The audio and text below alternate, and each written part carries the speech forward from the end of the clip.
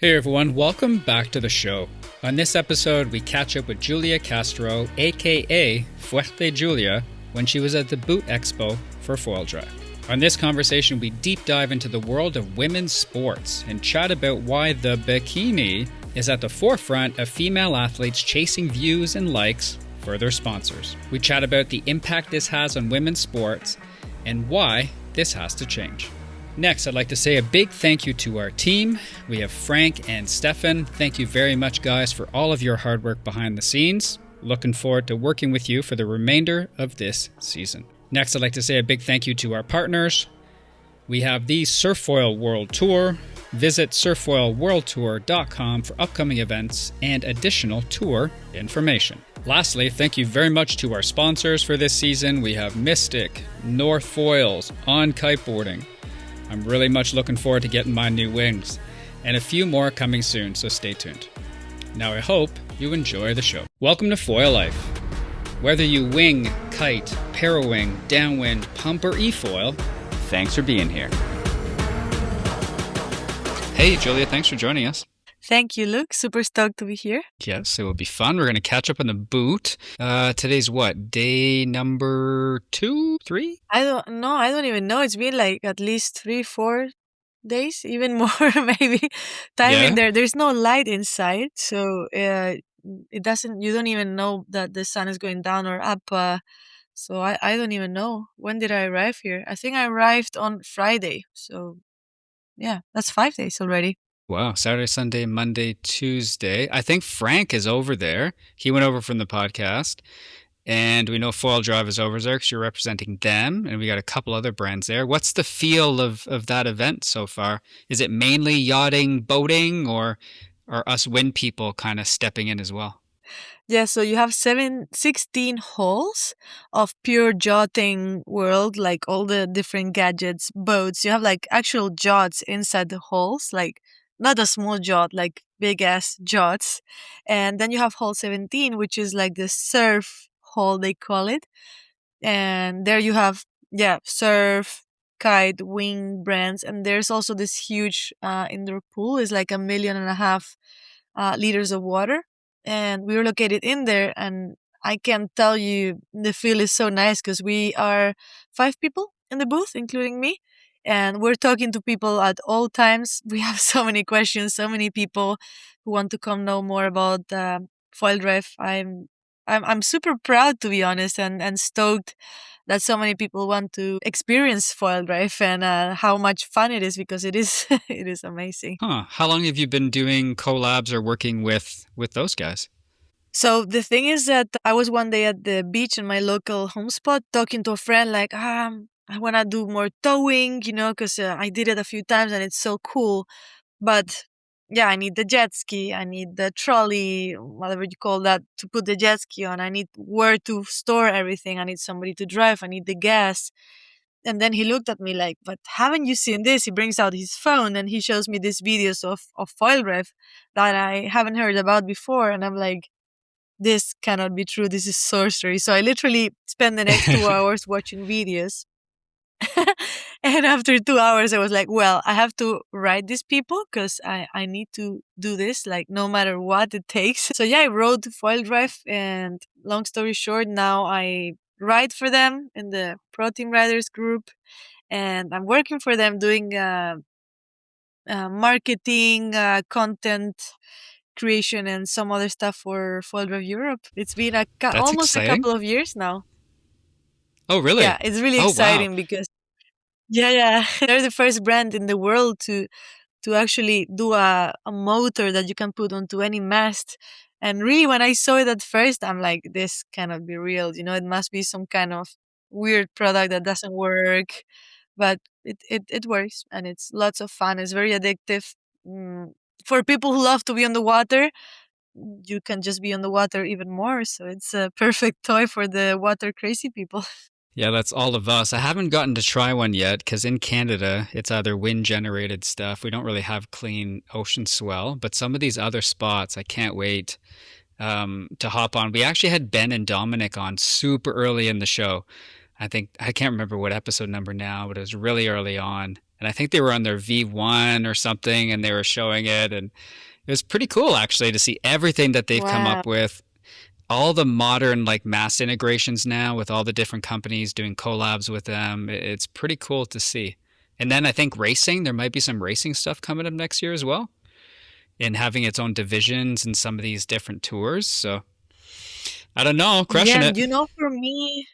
for me, something that was also so on top of being the first people in the world to do this. For me, something that was really breaking is that usually in the water sports world is like when you stick to a brand, you stick to that brand forever, and like you never write something else. You don't even talk about other brands. Not like very this is my box and don't touch my box. And then foil drive came Yeah. along, and they were like, "Oh, foil drive, slingshot, Armstrong, F1, Axis, you call it. Like, do you want to collab with us?" And in the beginning, I think it was a bit shocking for the water sports world, like, collab? What do you mean? Like, Hmm. we don't hate True. each other. Yeah. And so I love that from them, especially for the customers. Like, hey, doesn't matter what brand you ride, you can still enjoy riding waves or going e-foiling or power winging, winging. There's so many things you can do with it. So that's another thing that for me they did as a first ever, I would say, like to break this thing of it's only us. No, like let's call up, let's do something together, and doesn't matter what you ride. Let's enjoy your gear. Well, yeah, most of the time the company will just take it on to their own R&D and say thank you very much and let's develop it internally. There have been some obviously there's some Yeah. good buyouts, right? Like I know Ride Engine, their Ride Engine story is super cool as to how they ended up working with the original owner and they bought out his company and he was given a fair buyout and they were able to get all of that research and all that data. A little shout out to Gary here about that. And I know there's a lot of other collabs going on, but yeah, it's nice that it's non-competitive. Everybody was able to work together and grow this kind of aspect of this. But you've had a heck of a couple of years, though, haven't you? Like we were talking a little bit before, and I'm glad to see you ripping and doing what you're doing now. Did you want to go into a little bit of that, of kind of how those couple of years were for you? Yeah, it's been a it's been a ride. Mm-hmm. I pretty much went from there's this Instagram trend like nobody knows how hard it is, no, and they show themselves being on podiums and then being working on the supermarket. So I didn't exactly have that, but it is true I went through a 2 to 3 year period of having a super bad shoulder injury. Like I destroyed my left shoulder so bad. Whoa. And then when I was recovered from that, they discovered I was very lucky to be alive because they found I was developing cancer. And it's like, holy moly, like, please, Oh whoever is doing shit. this, just stop. It's enough. Thank you so much, but I just want to go back to the water. So I had to stop competition. Of course, before that, there was COVID. Let's not forget about that. Mm-hmm. So Yeah, that was it's fun pretty for much all of us. since COVID that I haven't. Yeah, like in Spain, it was crazy because for those who don't know me, I'm from Spain, Fuerteventura, and in Spain we were literally at home. We could not get out of the house. We had the police, the military, the other police we have all doing turns. So we had COVID, we had my shoulder, then the other thing. So it's been so many years of struggle and having to maintain myself in other ways. The good thing of that is that some sponsors dropped me, some others cut my budget significantly. So I Hmm. didn't stay home crying. I was like, okay, I need to go out work. And there's this one thing I had been doing over the years, but a little bit only, which is social media for sport events. Okay. And yeah, being able to not be on the water, but being able to use my hands, my phone to record and show film events, interviews. I started getting more into that, and and now I have to say it's like 60-70% of my life is more the events I work at than me competing or actually creating content for my sponsors. And Cool. on one Wow. side, I'm super happy because I love my job. Like I get to travel the world just like I was doing, but Mm-hmm. creating stories, finding the stories, filming awesome boats. But I do miss my pro kiteboarder times, when I was competing and filming around. So, yeah, I'm in the middle of nowhere right now, figuring out what to do, how to juggle everything, and yeah, it's fun times. All in all, I try to be positive. It's good. I'm not. And now I'm healthy. Finally, I'm working. Okay. I'm filming for my sponsors. So everything is clear now. You've been given the good bill of health, and you can kind of continue to get back into what you were before. Yes. Now the only thing that is missing, that people sometimes forget about it, is the euros to go back competing, because it is quite expensive. We do need sponsors, Yes. and yeah, this whole thing about social media, has changed a lot how athletes do things. Like before, if you were good at competition and you knew how to talk a little bit, you could get sponsors. But now you need to suddenly be famous in social media. If you're not even good at social Mm. media, but famous, so it's changed the game, and I'm figuring So what are out you how to saying? play this M- this new game. My 400 Instagram followers is not going to land me $1 million sponsorship. What's going on? I have the feeling it may be very difficult unless you know the owner of those $1 million. If you know him, he may want to give them to you, but otherwise, yeah, it's the game has changed. Do you find that's both for guys and women as well? Is it changed for both? Is it just that companies are finding other ways of marketing? Is it just more It's a competitive? big question. Yeah, it's a it's a big question you're going into. Um, on the guy side, I feel like they have to go more and more and more and more extreme, which is fun to Yes. watch, Yeah. but it is a bit scary in a women's mind. Like, you guys are gonna kill yourselves. Yep. We've had accidents in the past with people in hospitals, comas, broken ankles, not being able to almost walk again. So guys have to be more extreme to be in the game, and then girls, we all know what girls have to do, which is sadly wearing, yeah, sadly we have to wear less clothes, and yeah, I'm spending on I'm really strong at my only jams account.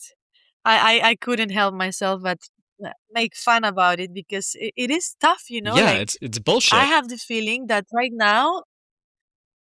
Yeah, thank you for calling it out.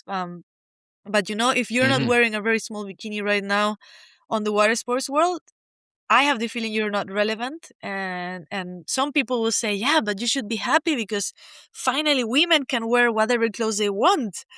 And I'm like, yeah, well, you're right. It is true that we don't have to be fully covered anymore, and we can still make a living out of it. But on the other hand, how free are you really of choosing if you want to be almost naked or not? Are you actually free? Or if you're not wearing a small bikini, nobody will see your content. Hmm. So I myself, I'm fighting that. Like, I do not, of course I wear bikinis. I wear, in Spain we wear very small bikinis, and I Yeah. love my small bikinis, and I could show off the body I have because I train very hard and I'm an athlete. And but is that what I want to be remembered for? Is that the legacy I want to leave? Yeah, Yeah. I right now I don't think that if you are not wearing a bikini, you can have a living in water sports. Like, if you don't wear a bikini, your content is just not getting out there. You're not getting the followers. And this is what I'm fighting for, to give the girls that are coming behind me the chance. Like, do you want to wear a bikini? All good, happy for you, like, stoked. Hmm. But do you want to wear a damn wetsuit or a t-shirt, or, you know, that's also okay. Yeah. You can also make a living. You can also compete. Like, you can be a professional water sports, whatever, without having to be half naked. Like, having the option would be nice. At the moment, I don't think we have it. No, I don't think so. And if you actually did the research into the social media to see who is following and what followers you're gaining, these aren't people that are like I would assume a large majority of it are not people buying gear. So it's like how are This they reminds me actually of yeah. it reminds me of a conversation I had with a friend. Let's call Mhm. him Frank. And my All friend right. Frank was like, Julia, but you should do more content like this Anna person. Let's call her Anna, right? Like, you should do more content Yeah. like that because you can do it. And and I'm like, maybe you could talk to her. I'm like, well, I know her. I know Anna pretty well. Like, we've almost even lived together, but I don't really think I want to do that type of content. And my friend Frank goes like, "Oh, but how do you know her?" Well, now I'm giving more information, right? But we are teammates. And he was like, she writes for Newton? And I'm like, well, that is the answer. Like, Hmm. doesn't matter how many followers does some of these girls have, and my friend who is in water sport, he knows the brands. He's on the water every day. He didn't know what brand she was riding. Uh, Yeah, exactly. Yeah, and so then it that's comes my down story. to return on urine. Yeah, and that's exactly what we've been fighting quietly on our end. We've talked to 2 or 3, 4 different brand managers right off the bat because some of these girls are 15, 16, 17 getting into the water sports. And it's not the direction that you want to promote. And their brains are still developing. They don't understand what attention means. And it's like they're still very innocent in how they operate and how they think. And then you have all this going on. So, yeah, we back you and we fully support what you're doing. Thank you. And that's what we brought up is like, what can you show us the percentage of people that are getting gear or where these people are within the world? And or are these just a bunch of people from a country that doesn't even have water or whatever and they're just looking at stuff. So yeah, it's a problem and pushing guys too far because there was a couple accidents and a couple like a death this year. It's the same thing. Everybody is trying to attract more people to the sport and they're thinking extreme or And at what cost? OnlyFans At what content price is are we like doing that? exactly. Yeah, exactly. If your daughter's going to go into it and it's going to like you don't know what kind of because one question I had is, hey, so you have like the 17 or 16-year-old world champ that's going to Morocco. Morocco already has a lot of problems. It's already not safe sometimes for women. And then you have the guys that have access to the internet and they can see this. Is that are you not endangering your daughter by going to this place to compete? And it's an And you in-depth know, for me, the point is conversation. that you can do what you want. Like choose Yeah. whatever you want to do.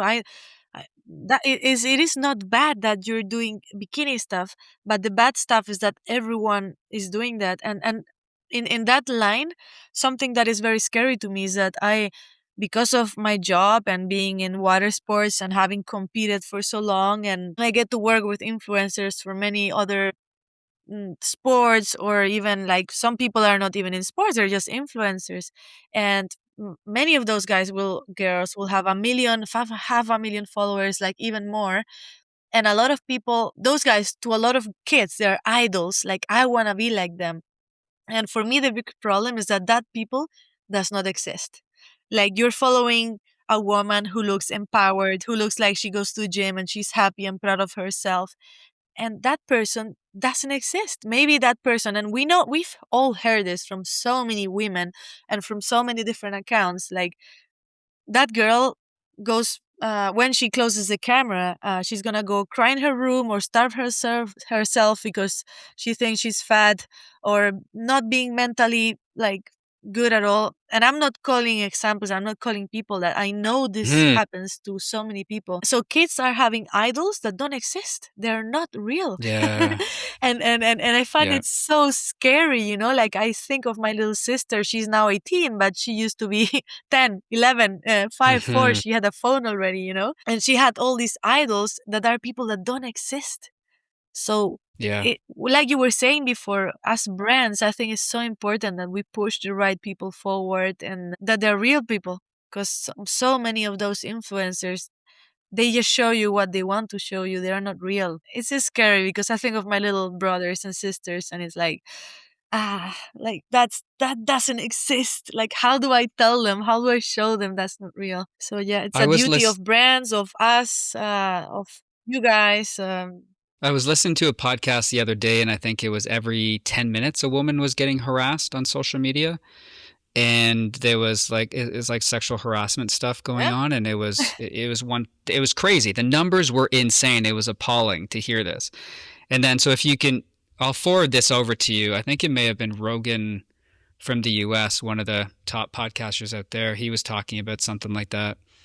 And because he had daughters and he was just appalled at the numbers. But like, if you think about it that way and we present these numbers too, it could maybe potentially slow down the industry. Yes, do whatever it is that you're looking for, but you have to just be aware of the consequences of that. And I swear there's other better ways to sell, even talking about e-foiling, right? Because you were Yeah. competing with SFT this year, to like getting more women into that sport. And there's a lot of brands out there, like even, for example, KT, because I was working with them in Maui, right? Their athletes are covered. Their athletes are like, the caliber that they have is absolutely insane. Like Marcelo Brown and Levi and Kai, and Ridge rides for them, and all like some of the biggest names in the industry ride for Keith. And they're not necessarily like, yes, they're all extremely good and they're all pushing the limits, but the tone of their content is very different than other brands that we probably.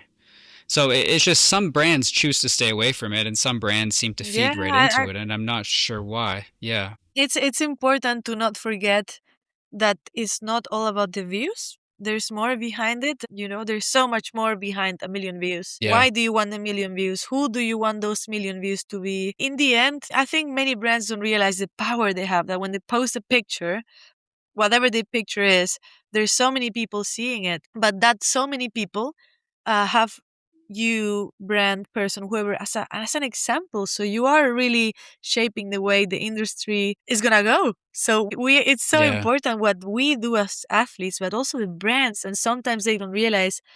With some of my sponsors over the years, I've had meetings about this, like, guys, girls, let's not focus only on the views. And on my work profile, let's say, like the events, I always tell clients, is the first thing I tell them, I do not get you a million views.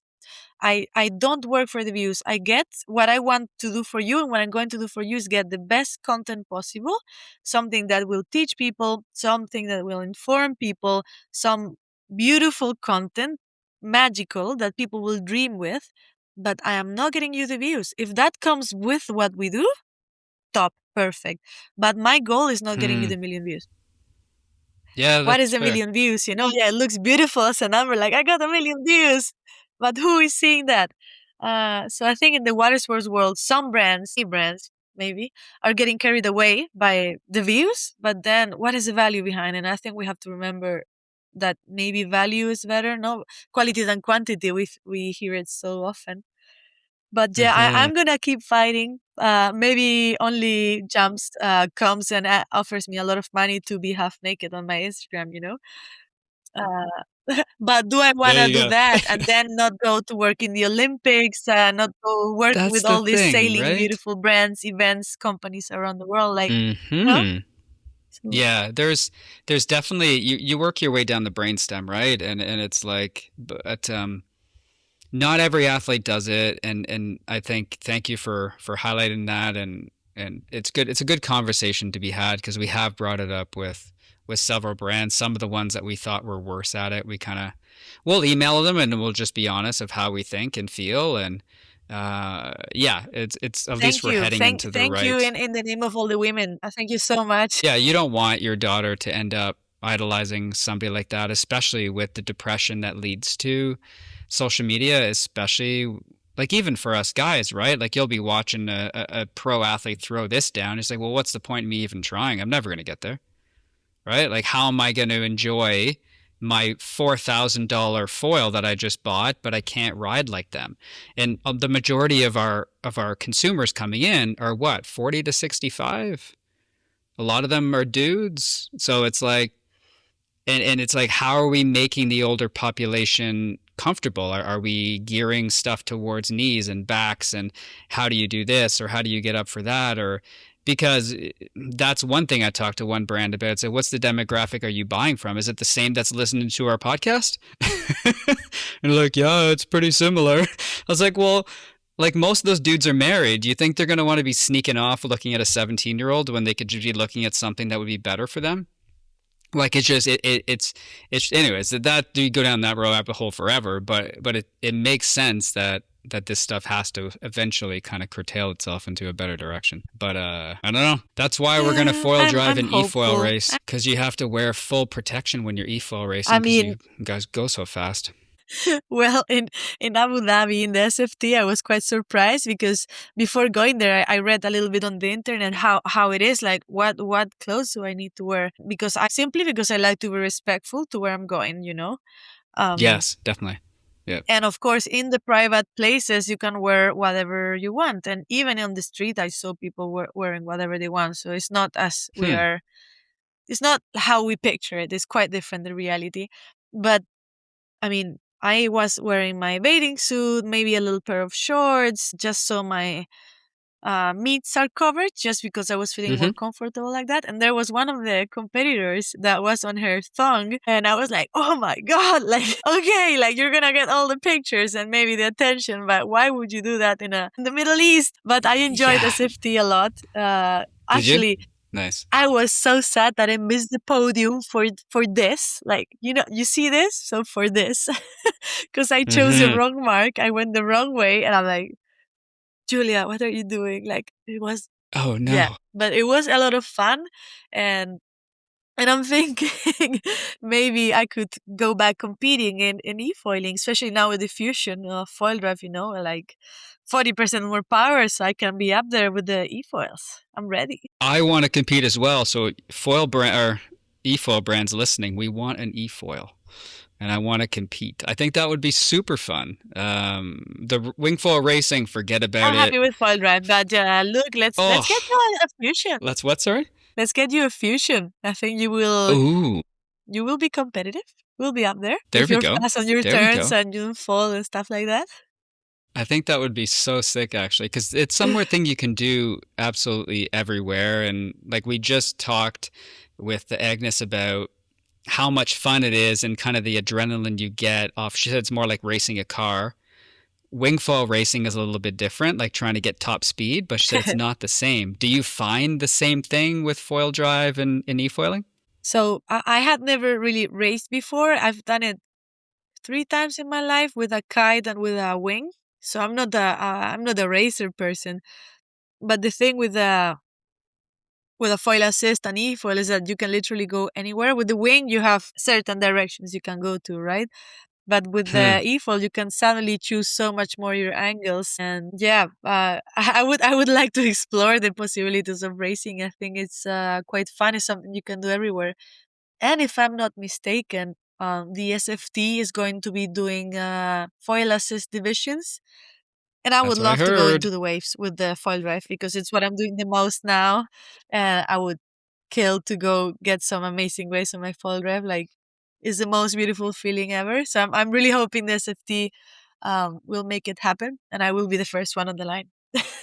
Oh, sick. We were talking to Mike Raper, a good buddy of ours, and he was saying that, oh, he went on a trip recently and he caught so many waves. It was insane. And foil driving and stuff. And how does that feel in the wave? Is it heavy?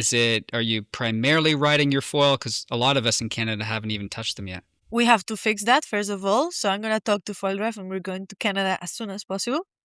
You, But then let's do it. on the waves, I mean, for sure it changes the how do you call it?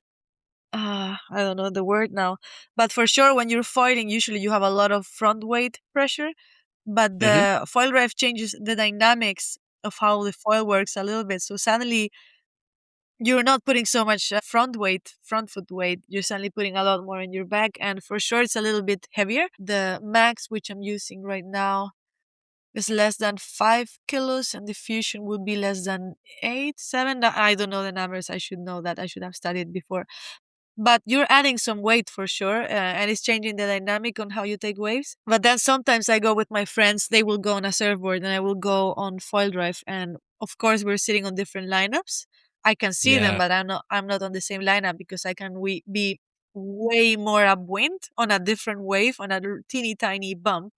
And I will literally take 30, 40, 50 waves, even maybe more. I don't know. I think I lose count after so many proper waves and proper carves, and my friends maybe took 5 waves in the whole session.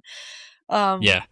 Makes a difference. I mean, it's people will say, ah, yeah, but she's sponsored by foil drive, so what is she gonna say? But as I was telling in the beginning, I reached out to them. I wanted to do the product, I wanted to ride it, and I love it. So when I sell it to people or I give them the product to try, I can only do it with all the love I have for the product because I love it. It's so good.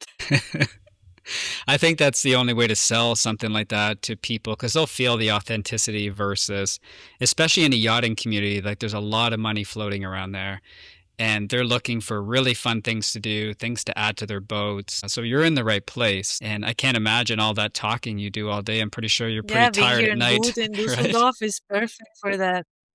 Yeah. Yeah, it Yeah, would be. but it's funny because we're five people at the booth, literally five people, and we are talking pretty much all the time. I'm doing a bit more on the content side, so I'm filming a lot of that. We're going into the pool. We're doing a lot of product reviews and explaining about the products. So we're spending a lot of time on that as well when we are happen to be free before opening and after closing. Yeah. But yeah, it's it's beautiful to see how this is developing. It's so cool. What's next for you after Boot? So I, well, I think I bought a van here in Germany because it's so much cheaper than in Spain, an hour and Oh, away and a half away from here. So on Friday, very soon, I'm going to be picking it up and I'm oh, slowly sick. driving back to Fuerteventura. So it's technically it's a 2 day drive, but I'm gonna be doing it in whatever time. I have friends along the way, so I'm gonna be stopping, foil driving. I brought my foil drive. I'm gonna steal a battery from the boot. My boss doesn't know it yet, but he Nice. will know tomorrow. And I'm gonna be going down the way, snowboarding, going to get some foil drive sessions. It's Oh, okay. I'll sick. tell him tomorrow. But yeah, I'm slowly gonna be driving down back home. And then on the, well, tomorrow, well, we're also having a meeting about all the events because foil drives. One thing about foil drive that I love is that we do a million demos, literally a million. Like we go all over Europe, in Australia and the US, doing demos completely for free, so people can come try all the gear we have, smaller boards, bigger foils, smaller foils. So we're gonna be doing quite a lot of that, and I need to understand where and how and when I'm going where. But at the end of the month, I'm gonna be working in the Trofeo Princesa Sofia in Mallorca, doing my social media and presenting job. And in the, yeah, that my yachting season is starting, let's say. My And jolting. hopefully I will be The also accents. competing in the SFT. I'm not sure. Yeah, Oh, I know. it- Like my Dominic laughs at me a lot when I say yachting. He's like, "No, it's not yachting. It's yachting." I'm like, "Okay, yachting." That's all the English I can speak. It was for a Spaniard. Give me the credit. you're doing pretty good. It's like my French family in Quebec. They can't pronounce their H's in French. So they'll be saying aus or all of these things. Like, what'd you say? What'd you say? But people here are hilarious. Like, there's a couple sayings in Africa that I had never heard before, but they say, can you borrow me this or borrow me that? I'm like, what? What'd you want? To borrow me your pen. And I was like, oh, you want to borrow? Like, you think they want to borrow In you, Spanish, we but it's say the like, same. oh, do you? Because there's like French and English, obviously they're backwards, so the Yeah, sentence will in be all Spain would be the conjumbled same together. And translation. oh, do you? Okay, because that's one thing that's caught me off guard. My brain was like frozen. It's like, you can't borrow me, dude, but I guess you can have my What do pen. you want? Well, hey, that sounds like a Yeah, pretty languages are so cool. I think it's yeah. amazing. How was to wrap up? How was growing in Fuerte, like a beautiful little island there off the coast? How was that for you? Yeah, like to be honest, when I was a kid, like most of us, I didn't realize where I lived. It was just the place where I was born. I mean, there was no social media back then. There was barely internet. No, nothing. I wasn't allowed to use it for sure. Like that one laptop, well, laptop, big PC, you cannot touch it. Don't even look at it because it's so expensive. Yes. Uh, so you didn't really know what was around the world, right? And it's only when I started traveling, thanks to kite surfing, um, and riding for Newton that I got to see the world. And I was like traveling to all these places where it was supposed to be paradise. Like, oh, you're gonna be traveling to this beautiful place, and I would arrive to this place and be like, well, my home is better. And then I would go to the next place, which is also supposed to be another paradise, and I'm like, my home is pretty similar to that. So after traveling half the world, I came back home and I'm like, ah, so we live in one of the best places in the world. Okay, I get it now. And I think a lot of people also understood that. So now we're completely packed. There's way too many people in Fuerteventura. So if you're going to come, don't stay. We're too many at the moment. Maybe in a few years. But growing up in Fuerteventura was awesome. Like I was literally all day on the beach, on the water. I didn't surf. I didn't kite because it was sports that only the tourists do. I think you have that a lot in the Caribbean and in many other places where the cool things are for the tourists and they are too expensive for the locals. But we had internet, we had cars. So many questions I get from people. You know, we were Europe at the end of the day, so it was awesome growing up there in the nature. We don't have trees, but we do have nature. It was only later, like at 17, when I started kiting and then realizing that I live in one of the best places in the world to do water sports. I maybe didn't have the best education in the world, you know, but I do speak my 5 languages and I studied a little bit here and there, and I have quite a cool job now. So there's some stuff that is bad, like everywhere, and some stuff that it's really good. So that's cool. That's what it's on our list. I think Frank's been before. I don't know if he went there or if he went to another spot for his holiday this year, but it's on the list to go. My brother kites and we're always windsurfing and winging and stuff, so I'd be sick to go check that place out. But I know you should probably go rest. I'll be your tour guide. Sure. Yeah, that'd be sick, actually. Yeah, that'd be sick. Thanks for coming on today. I woke up this morning with a bit of back pain, but no, thank you guys so much. It was a bit tough to have a date, but we finally had it, and thank you for letting me speak about all these topics and for being online with me, because it's so important that the message is shared, not only by us but also by men. So thank you so much. Thank you. Yeah, no, you're welcome. Thanks for being a forerunner on that. And I guess we'll connect and hope you enjoy the rest of the boot and enjoy that drive. I love that stuff. I'm always driving from like East Coast Canada to West Coast. And we went to Yellowstone this year and a couple super cool parks in the US for like 2-week road trip. Wow. So those things are awesome. So I hope you have fun. That's amazing. Yeah, cool. Follow me on Instagram, Julia, to see where I'm going to be going. That sounds good. Thanks for joining. It was nice to chat with you. We'll chat with you soon, all right? Thank you so much. Bye, everybody.